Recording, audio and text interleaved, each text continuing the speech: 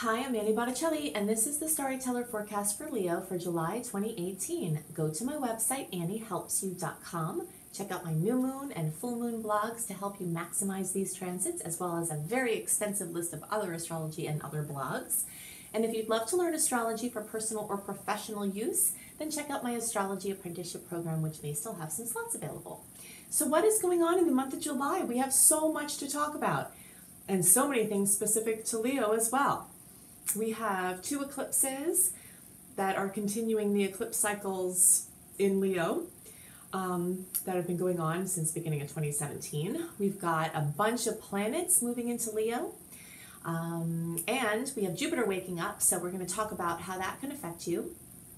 So let's just get into all of this. There's so much to talk about. The first thing I want to talk about is birthdays. So if you are an early Leo placement, you will have your birthday this month, and happy birthday! If you are watching for your rising sign, you'll have the sun cross over your rising sign if you're an early degree placement this month. And that's very exciting too, a very momentous time of being reborn and having all new possibilities open up. If you are into birthday wishes and you do get 10, you should write them down, say them out loud, and feel them as if they're coming true. Check out, if you do a search for Annie Making Wishes Come True, you'll find my video on how to maximize astrological power transits like a birthday to use them for wishing and for creation. So happy birthday. So the next thing is that we've got Venus, then we have Mercury, and then Mercury going into retrograde in Leo. Transiting North Node is still in Leo, and we have the sun will join the Leo party towards the end of the month.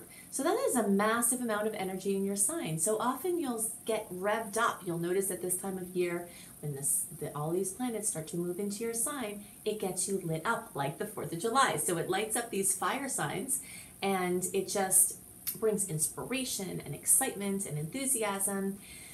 And all of this is going to be very much accentuating your image, how you feel about yourself, what you're putting out into the world. And it can manifest in many other different ways. But the basis, is very close to you. It's coming from the inside out. So we also have Jupiter waking up. So speaking of optimism, Jupiter, the bringer of optimism and luck and growth and expansion, is waking up, and it's getting back to work on expanding your home and family sector.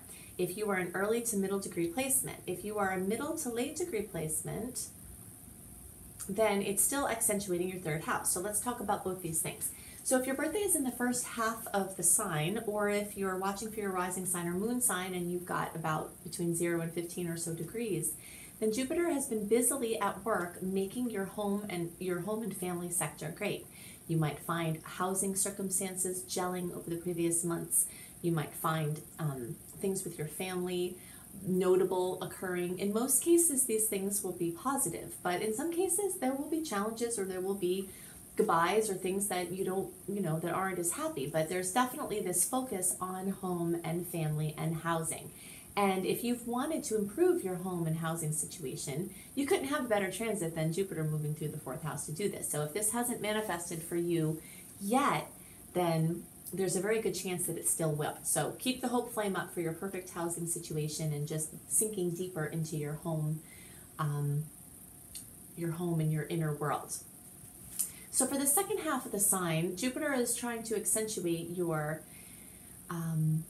communication sector. So it could make you very busy with traveling around. It could try to be improving how you're communicating with other people, your patterns of communication, how you can get more of what you want and help more people with your communication. And it can also make you more mobile. It can improve your vehicle, it can improve your devices. So those are the things that Jupiter is acting on. So it's kind of getting back to work in that sector. I don't necessarily recommend purposely trying to go get a new device or car in July if you don't need one. If you need it and there's no way around it, then do it and don't worry about it. But we're more looking at things that are kind of coming to you and falling into your lap, because with Mars being retrograde and Mercury going to be retrograde and the eclipses coming, we just kind of want to be putting our energy to be present for the things that come to us more than trying to force too many things. But it still could be a time where you can do many things. You just want to feel your way through and not push anything.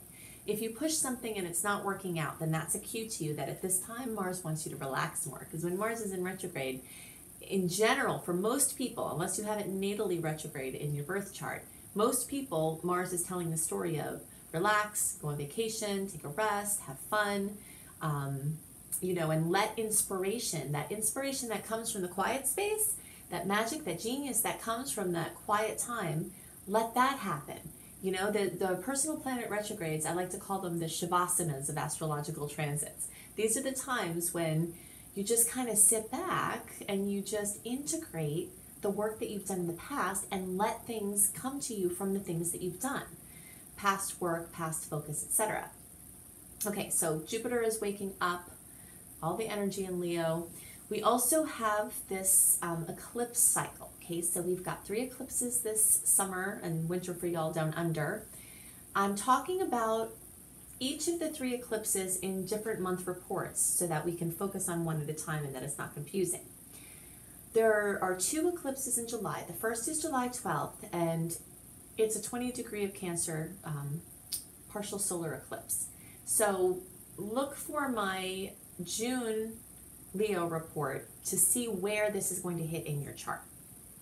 For the second eclipse on July 27th, which is a total lunar eclipse at almost 5 degrees of Aquarius, we're going to talk about that one now. And then the third eclipse, the one in August, we'll talk about that in the August report. Okay, so in general, eclipse cycles are moving us along a continuum. And when you have an eclipse cycle in your sign, like you do, because it's in the Leo Aquarius polarity that is the main focus here, there's this activation of yourself and yourself within relationships. So important beginnings and endings of key relationships, moving forward, moving into different levels of already established relationships.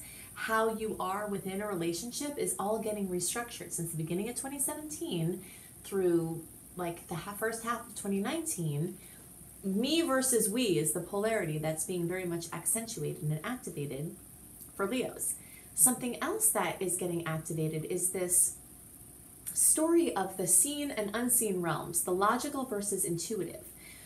So you're having this, you know, what is real topic come up, like, okay, here are the things we see, these things are real.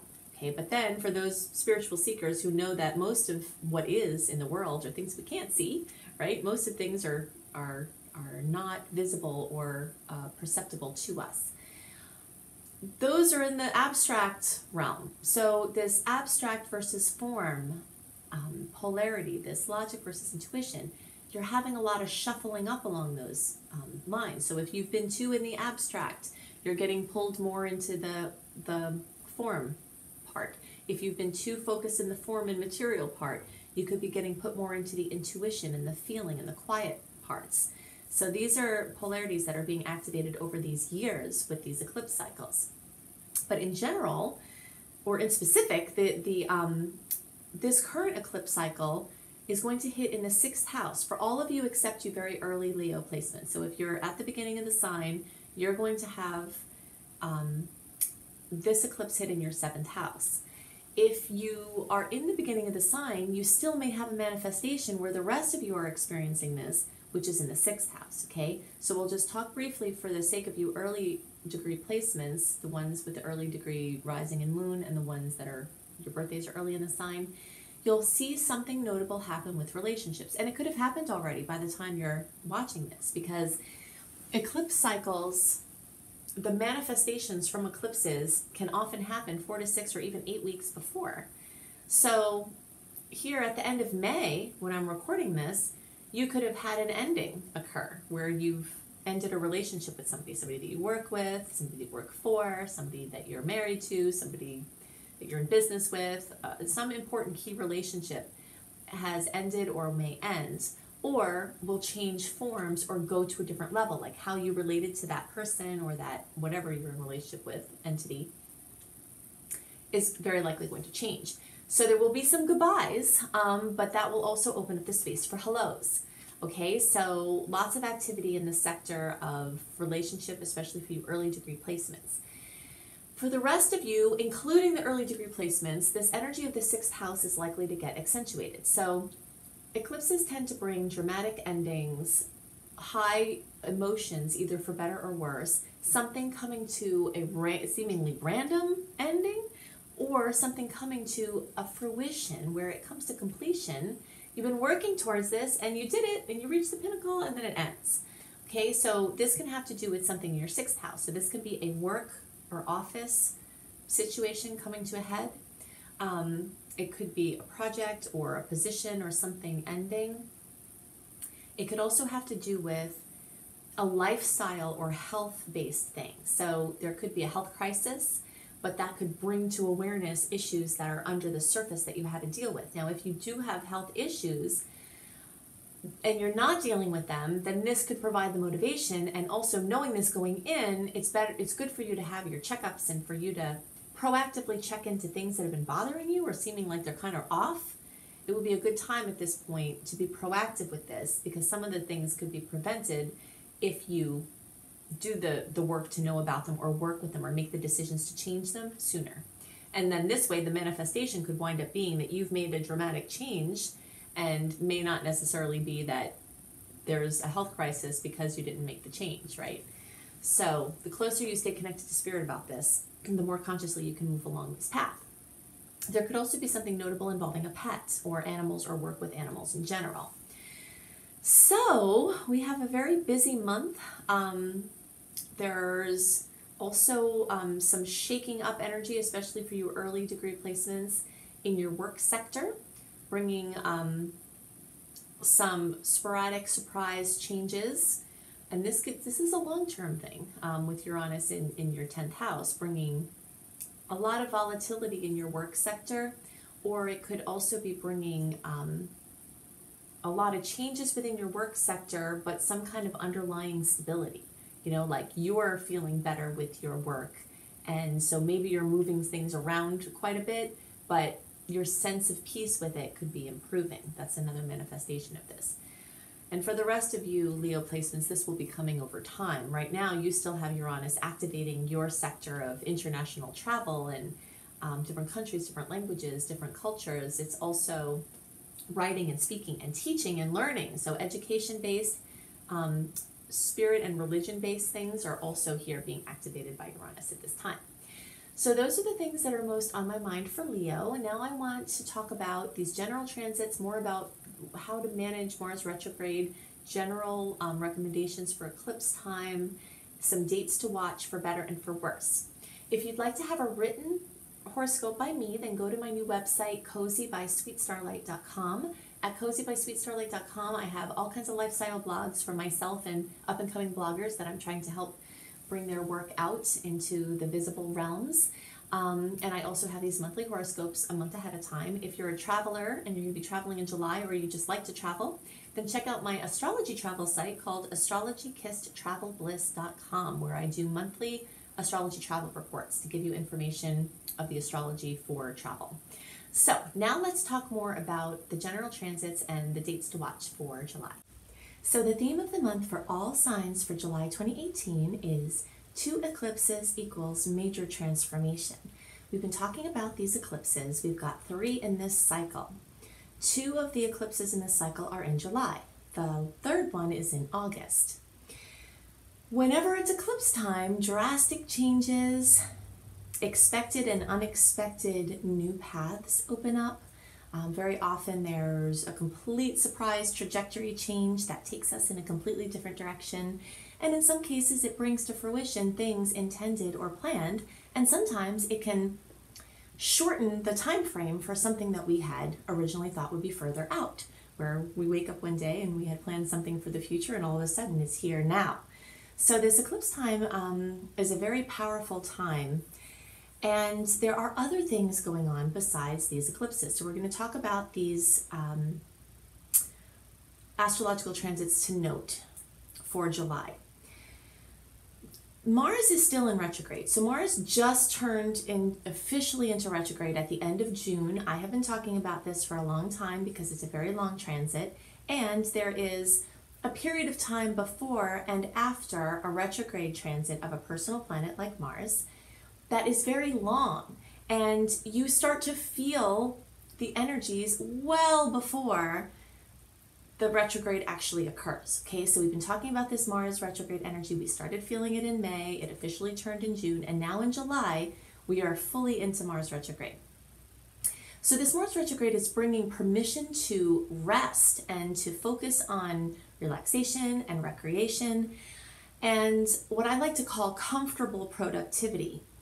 It's not that you can't get anything done in Mars retrograde. You absolutely can. You just have to follow the cues. It's not a time to be over ambitious unless, of course, if you have Mars retrograde at birth, sometimes you can get more done during this transit than you do normally.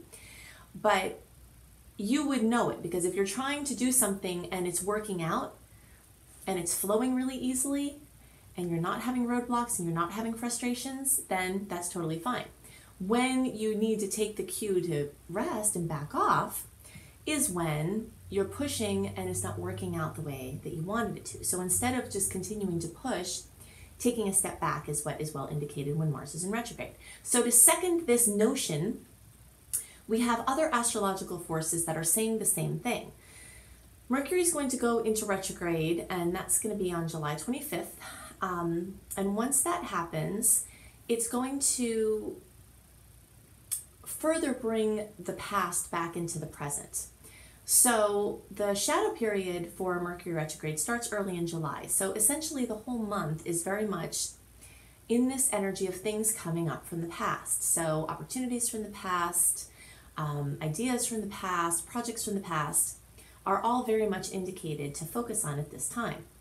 At the same time as all of this energy is going on, we have the eclipses happening, and the eclipses may bring change and opportunities to act on, whether you want them or are ready for them or not, or maybe you are. But since there's so much energy pointing towards the past, a lot of times it will be things from the past finally coming to fruition now. So it's totally fine to say yes to the things that come to you. You just want to have an awareness of maybe not having all of the information, maybe the project being different or turning out different than you think. And the big key here is to be the spider. Okay, the eclipses and the retrogrades both tell us the same story, which is be the spider. So spiders weave their web and they wait for the food to come to them. So that's the kind of time that this July energy is really bringing. It's bringing this just chilling out and waiting and seeing what comes to you, and then you can work with what comes to you as it comes. Okay, so we've also got 5 trines this month. Trines are the most wonderful harmonious aspect in astrology. So I'm going to give you some dates to watch here. Now, the dates that I'm going to list, I'm going to go into some detail about the transits, but if you'd like more detail about the transits I'm talking about or transits that I'm not talking about that are also occurring, then definitely go to anniehelpsyou.com, sign up for my free email newsletter, and you'll receive monthly written reports a month before the relevant time. If you've already signed up for my newsletter and you're not receiving my reports, they're either going into spam, promotions, social, or events folders in your email. So look for them in there and then transfer them into your inbox so that you get my mailings. Okay, so I'm going to talk about the dates to note. The first one, actually, I'm going to just list these sweet spot dates. They're trines, they're beautiful aspects where things can gel together in a wonderful way, where there's just little sweet spots. So in the days around July 5th, July 8th, July 11th, July 13th and 14th, July 25th, we're having this beautiful aspect of trines on all of those days. So look out for little boosts at that time. The next date to note is July 12th, and that is this partial solar eclipse at 20 degrees of Cancer. So for everyone, every sign, this can bring new things involving home, family, houses, real estate, anything involving home. If you're an architect, it could involve your work. You know, anything that involves homes or housing or family or childhood or psychology, childhood psychology especially. All of these things are very high on the list of potential manifestations from this solar eclipse energy. So in the days around July 12th, you'll especially feel this eclipse energy, but remember that you could have gotten news about this manifestation that may come in as soon as May, because we've got like 6 to even sometimes 8 weeks ahead of time is when pieces of the story start coming in for these eclipses, okay? But that is a date to note. I always try to avoid doing anything important on the eclipse dates. You just kind of want to try to be available for whatever shows up. On July 27th, the second eclipse is a total lunar eclipse, and this one is at 4 degrees, almost 5 degrees of Aquarius. So here we'll see a lot of activity along the lines of friends, friendships, acquaintances, social media, groups, humanitarian efforts, internet-based projects, large organizations, anything having to do with innovation or technology. So look for those things. And again, this stuff could come in months before or months after. We're moving along a continuum with these eclipses, but that's on July 27th is when the actual event occurs. Okay, so some dates to look out for that could bring some challenges. And you'll notice that some of the dates I listed for the trines that have some sweet spots, there are also some challenging aspects on those dates. So you may feel them on the same day, something positive happening, something challenging happening, or you may feel one day it's a little pocket of a sweet spot and the next day is a little bit of a challenge. It's always hard to be black and white about how these energies are going to manifest, but I just want to list them so that you can be aware. On the 5th of July, on the 9th, on the 24th, on the 25th, and on the 26th and 27th, we've got challenging aspects on those dates. We have some squares, we have some oppositions, and these bring pressure to change, basically, or put pressure on viewpoints or ways things have been done. You know, they're basically, I describe them as the pressure. Well, the squares are the pressure that creates the diamond. So sometimes if we have a diamond that we want to create in our lives or a vision for this diamond, we have to do something about it. And if we're not doing something about it, or we're not sure what to do, this pressure comes in the form of this square, and it either shows us what we have to do or makes us fed up so that we actually take action. So you might see that energy show up this month from those squares. The oppositions bring overstimulation. Overstimulation is when there's a lot of busyness in opposing forces in our lives. So we've got an opposition in Leo and Aquarius on the 5th, so that could have to do with your own creativity versus the group, like your own flow versus the group flow.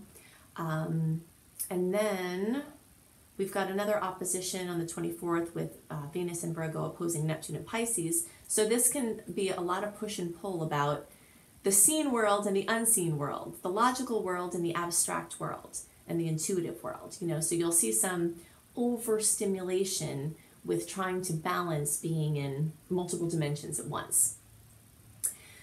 Okay, so the things to note for this month: lots of sweet spots, some challenging points, and definitely massive opportunities for change, massive opportunities for things coming to fruition. The keynote here is to try to not plan too much unless you're very intuitively directed, or unless it comes to you to be planned for that time and that's out of your hands. And if something comes to you, then it's definitely fine to say yes to it. Just be aware that there may be changes that are continuing to happen over the rest of the retrogrades, and just to navigate as consciously as possible, leaving as much flexibility in your arrangements as possible. Mars retrograde is continuing this energy of relaxing, taking vacations, taking trips, doing nothing. And in that space of doing nothing, this is one of the most magical things that I love about retrograde. So people say, well, you can't do anything in retrogrades, and it's totally not true. It's just not a time to push. It's not a time to go against the tides. But what you can do, I always call it the shavasana of transits, because in that few minutes of shavasana at the end of a yoga practice, that integration, that quiet time is when the insights come, when the clarity comes, when the important pieces come, when the breakthroughs come. So this Mars retrograde, this month of July, is like this shavasana point where from that quiet space, pure genius can pop in and change everything. So these are the things that are most on my mind for the month of July. If you would love to learn astrology with me, check out my Astrology Apprenticeship program. I also have lots of other cool educational offerings on my site, both to change your vocation or just for your self-development and growth. I have my Astaria School of Practical Magic, which is a really fun way to work with the unseen realms and bring them into the seen realms. Definitely check out my hubby's offerings, B.R. Newman, at IamHelios.com, IamHelios.com.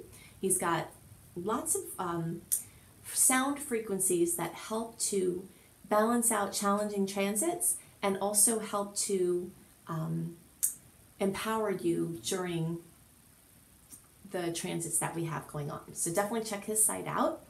I hope you have a wonderful month, and I'll see you next month. Bye.